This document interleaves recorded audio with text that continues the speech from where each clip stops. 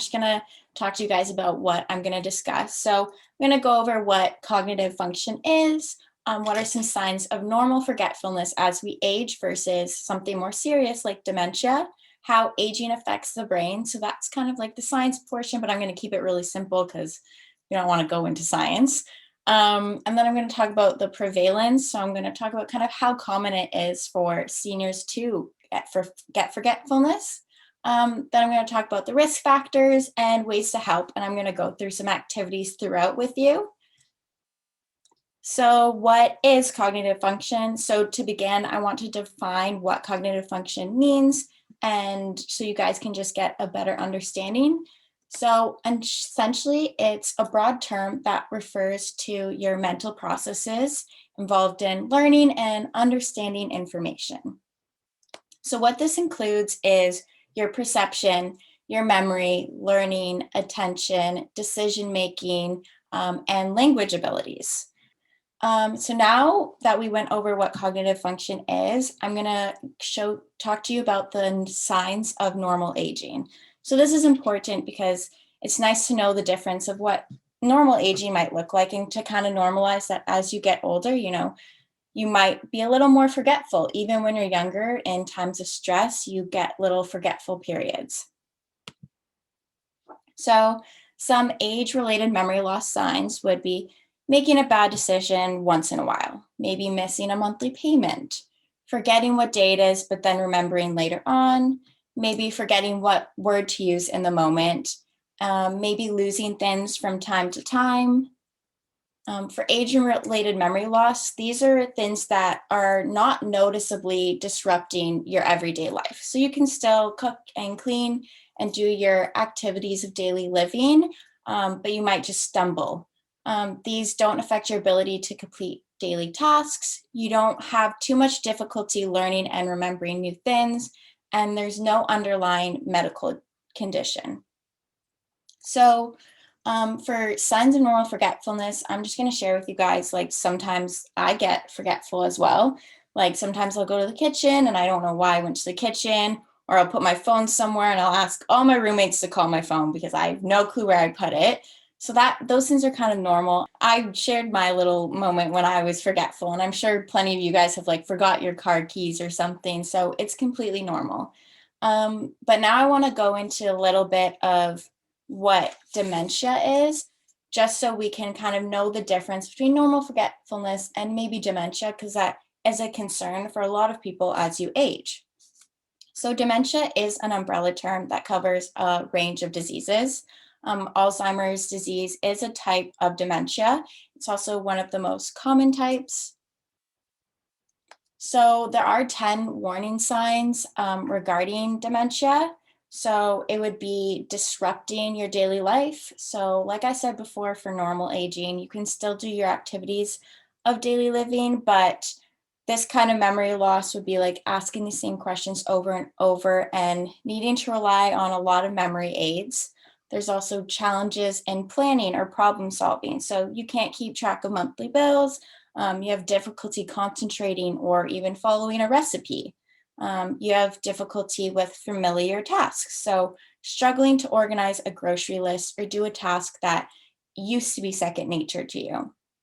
Maybe confusion with time or place. So you have no idea where you are. You have no idea what the time of year is.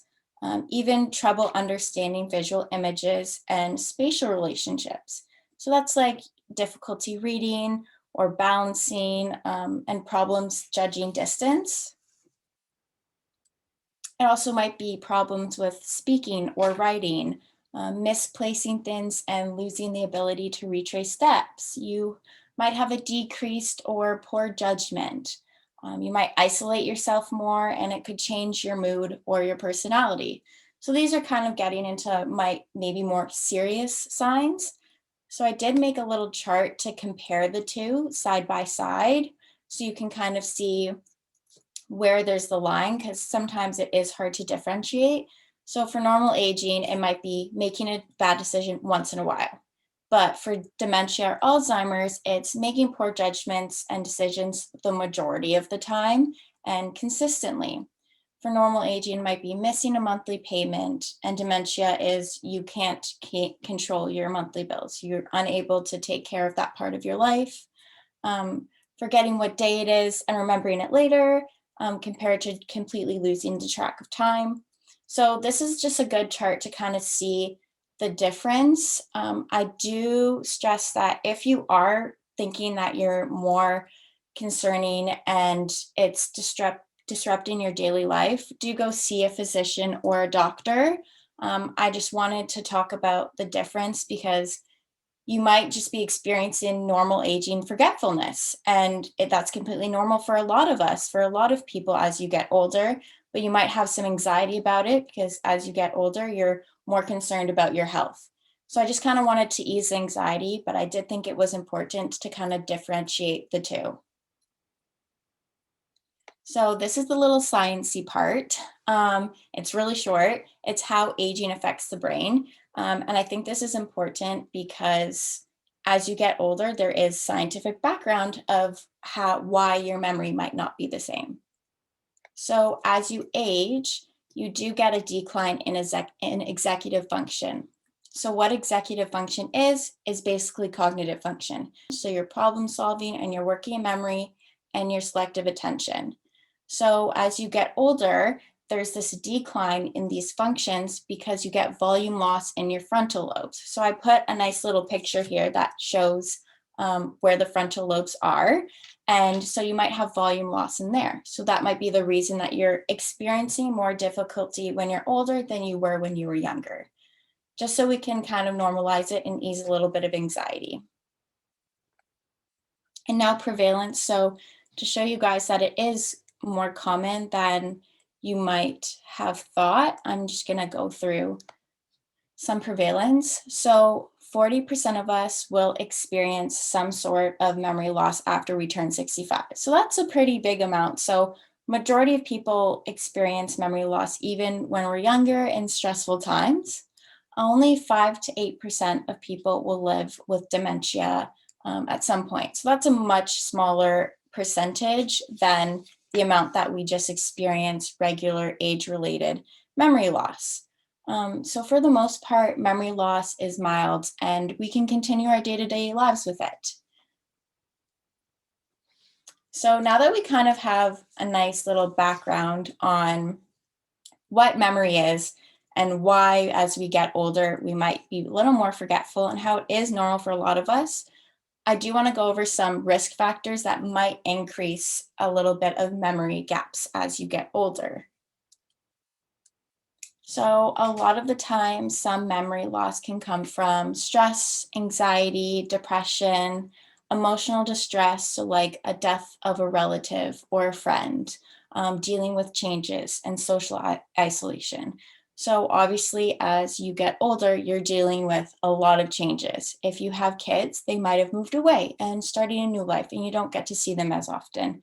Maybe you lost a spouse or a friend and you're becoming more isolated because you're grieving and you're a little more sad. All of these things add to forgetfulness or confusion because it's all tied into your mental health as well.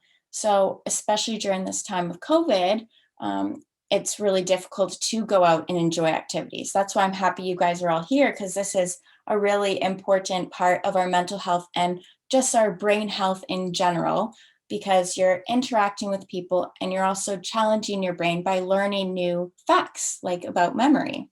But that's why it's important to kind of go out and do these activities and go for walks and take care of your physical health as well. So that's why I wanted to go into ways that we can help our brain and our memory. So small changes do add up. Making these little things a part of your routine could help you function better. So obviously taking care of your physical health.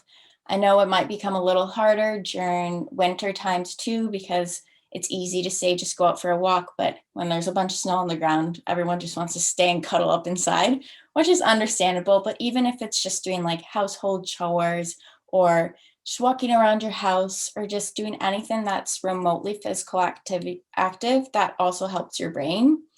Managing high blood pressure as well. Obviously, as you get older, you're at more risk for high blood pressure. And in your 40s and 60s, if you have high blood pressure, you are more at risk for other diseases and memory. And this is also important to take care of your diet and your physical health, because it not only helps your heart, but it does ultimately help your brain. So eating healthy foods is very important. So just making sure you're getting veggies and fruits, not having too much salt or too much fat. All of these things do help you maintain a good diet, staying physically active, also just going for your regular screenings and checkups with your doctors is super important as you are aging. And then staying connected with social activities and keeping your mind active. So being able to go out and play some games or go for a walk or do knitting with your friends, this stuff ultimately helps you with your memory. You might think, how does a walk help me remember something? But it helps your mood, it helps you when you're down, and it helps your physical health. So it does help your brain. So some brain activities that you can do are puzzles, board games, card games like solitaire, Go Fish, Gin Rummy, Crazy Eights, bingo, Scrabble, crossword puzzles or word searches. So I do have a little activity to do, like a couple little activities to do with you guys to show you some examples of what I mean by like brain games that can help you with your memory if you are feeling that, oh, you're getting a little more forgetful. So this is a brain yoga. So this I'm still kind of struggling to do because it is difficult. But if you guys want, you can make a fist with your right hand and then raise your thumb, like a nice thumbs up, and then take your left hand and raise your pinky.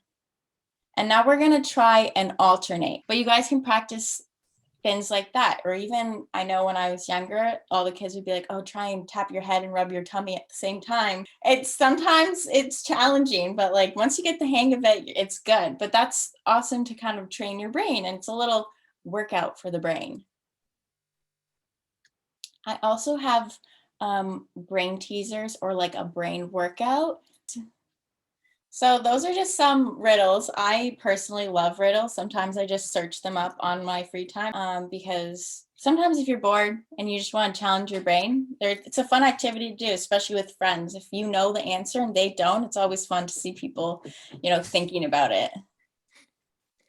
And then the last little activity I have is it's a craft. It's a pretty simple craft. It's just little bracelets.